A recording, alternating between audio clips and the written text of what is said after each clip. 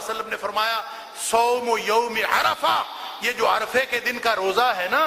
احتسب علی اللہ ان یکفر السنۃ التي قبلہ والتي بعدہ،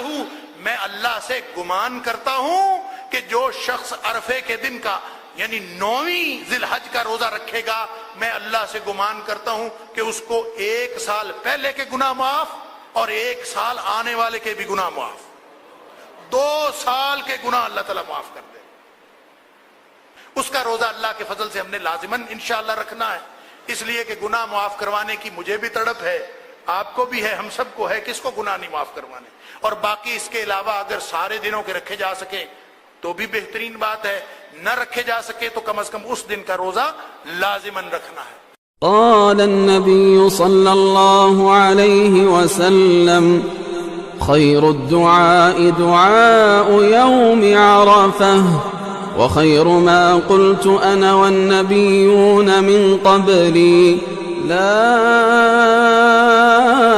إله إلا الله وحده لا شريك له له الملك وله الحمد وهو على كل شيء قدير۔